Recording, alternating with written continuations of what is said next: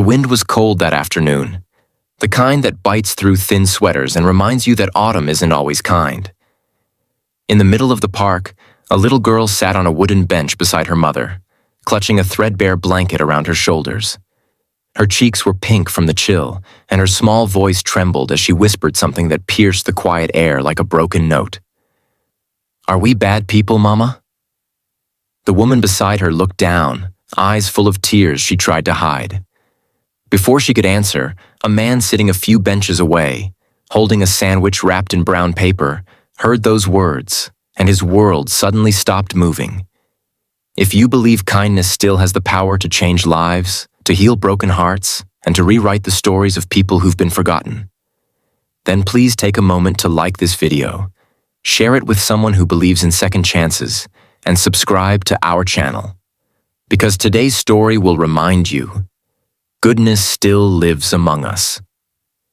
Ethan Cole had come to the park simply to eat his lunch in peace. A single father, he'd been juggling 2 jobs since his wife Claire passed away 2 years ago.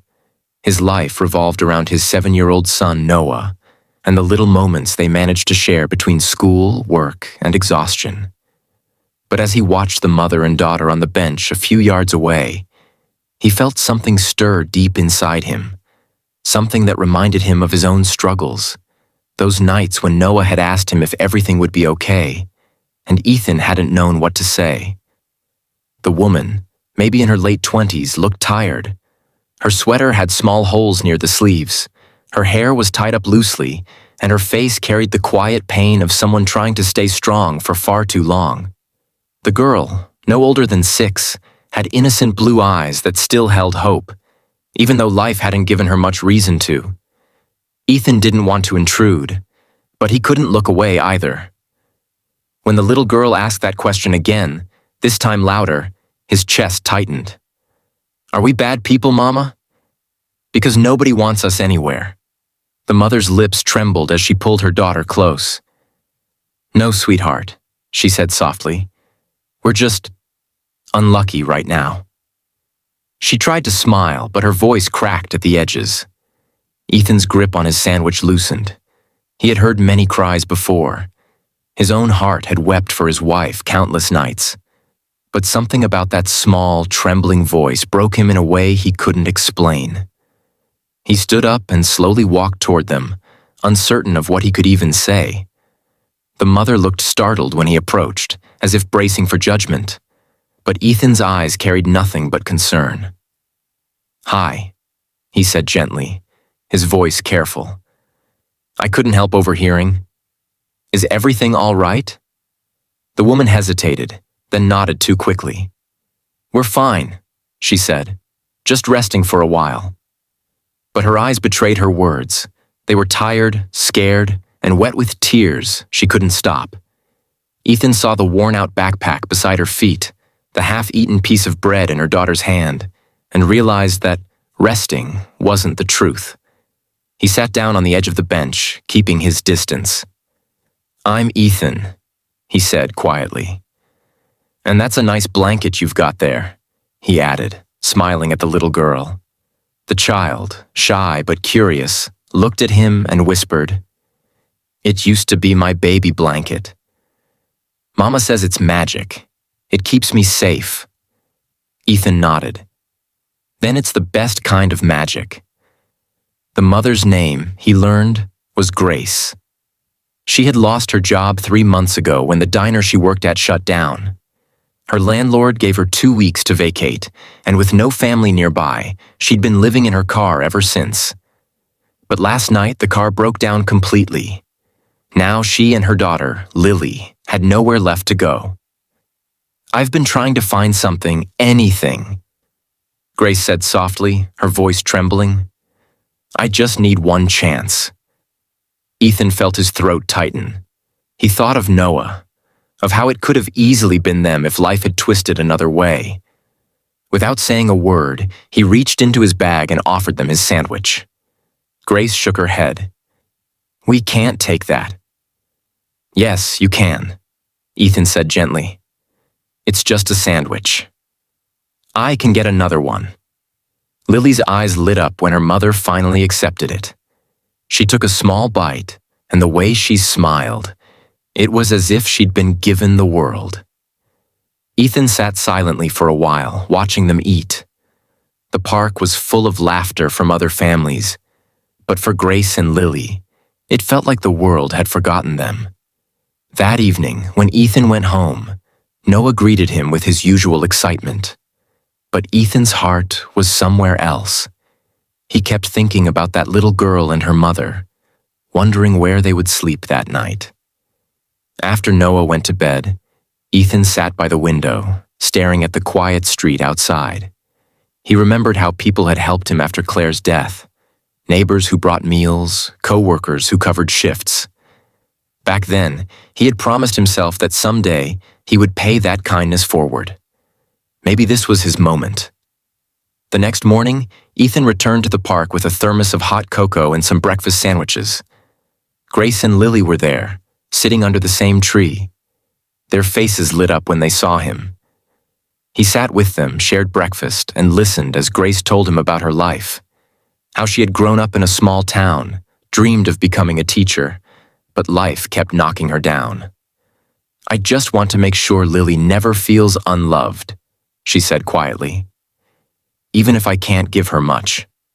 Ethan looked at her and saw the same resilience that had kept him alive after losing Claire. He couldn't let them slip through the cracks. That day, he called a friend who managed a small cafe nearby and asked if they needed help. Miraculously, there was an opening for a part-time waitress. Grace hesitated when he told her, but he smiled. "You said you just needed one chance, right?" "Take it." When she walked into that cafe the next day, she looked nervous, clutching Lily's hand tightly. But by the end of her first shift, she was smiling again for the first time in months. Ethan picked up Lily from the park and watched her draw pictures while waiting for her mom to finish. Slowly, what began as an act of kindness turned into something deeper, an unspoken connection between two broken souls trying to heal. Weeks passed, and life began to change. Grace found a small apartment with the money she earned, and Ethan helped her move in. Lily and Noah became inseparable. They played in the same park where they had first met. One evening, as the sun set and the sky turned gold, Ethan found himself sitting on that same bench again, watching Grace laugh with Lily. It was a sound so pure, so filled with life, that it brought tears to his eyes. But what truly stayed with him was the moment Lily looked up at him with her innocent eyes and said, "Mr. Ethan, Mama says you're our angel." He smiled and said, "Maybe we're all just angels for someone else, Lily." That night, Grace stood by the door as Ethan got ready to leave. "You didn't have to help us," she said softly. "But you did." "Why?" Ethan looked at her for a long moment. "Because once someone helped me when I thought I had nothing left," he said. "And because your little girl reminded me what real strength looks like." Tears filled her eyes. She stepped forward and hugged him tightly.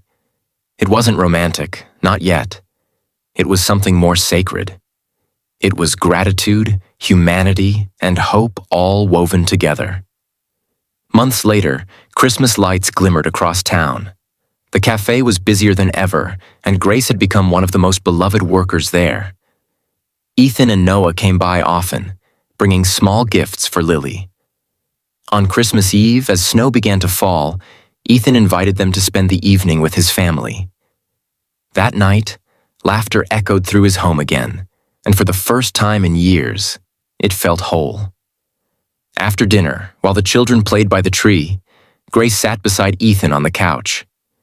"You changed our lives," she said. "You didn't even know us, but you gave us a reason to believe again." Ethan shook his head. "You did that yourself," he said gently. "All I did was listen." Outside, snow covered the streets in a soft white blanket. The world seemed quiet and forgiving, as if every broken heart had found a place to rest.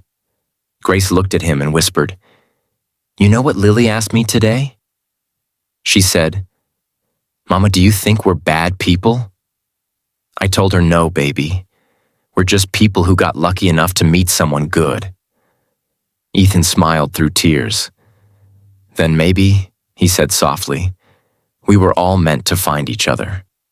If this story touched your heart, please take a moment to like this video, share it with someone who needs to believe in kindness again, and subscribe to our channel for more stories that remind us of the beauty in humanity. Before you go, we'd love to know, have you ever helped someone who changed your life in return? Share your story in the comments below. And remember, sometimes the smallest act of kindness can heal the deepest wounds.